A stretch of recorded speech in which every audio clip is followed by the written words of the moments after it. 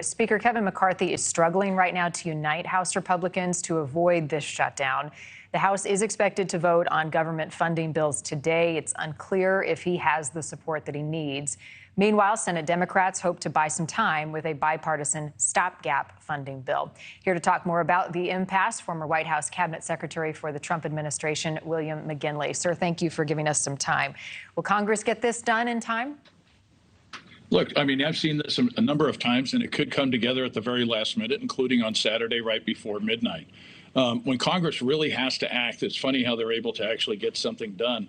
But given the impasse that's happening right now in Congress, I think everybody expects there at least to be a short-term shutdown, if not a longer-term one, as they begin to work through the appropriations bills. So Kevin McCarthy, the Speaker, needs Republican support, but he could also get Democratic support to get this thing through. Could that backfire? I mean, it could backfire for him personally, because there's a lot of the people who are asking for the single subject appropriations bills, like Matt Gaetz and Andy Biggs and others in the House Freedom Caucus, have basically laid down the marker that trying to pass something with overwhelming Democratic support and pulling over moderate Republicans could be something where they do a motion to vacate, which would force a vote on his speakership. I don't think it's going to come to that. I think at the end of the day, we're going to be able to figure something else out. But it does create some real vulnerabilities for the speaker, but he should be able to navigate this. Meanwhile, as I mentioned, Senate Democrats hoping to buy some time with the bipartisan stopgap funding bill. The significance of that and a good strategy? Look, I think for the Senate Democrats, it's a good strategy because it means they've passed something and sent it over to the House, which really tries to put them in a box. Don't forget, we also have the Problem Solvers Caucus in the House of Representatives, which is a bipartisan group, moderate Democrats, moderate Republicans. They're working on their own stopgap funding and trying to actually do a discharge petition, which is something where you can bring it to the floor without going through the Speaker's office. They need to get 218 signatures. We'll see how many signatures they're actually able to get for something like that. Is this just the way of the world now, that looming government shutdowns are just something we're going to have to deal with year to year? Because it feels as though they had worked out something earlier this year with the debt ceiling, and here we are again. But, you know, part of this for the people who are actually up against Speaker McCarthy are complaining about the deal that was struck for the debt limit, because it basically gave a blank check for about 18 months, 2 years. And so they feel that in order to cut the spending, this is the fight that they need to have. I mean, everybody needs to remember we're $33 trillion in debt at the federal level. Cuts need to be made. We can't continue to spend like this.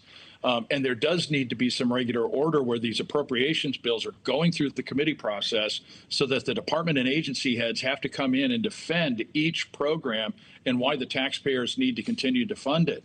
Interest on the debt, the federal debt, continues to rise, which is why we're seeing maintenance payments on the debt rising, even though we haven't taken out some new debt, and we may have to do so soon.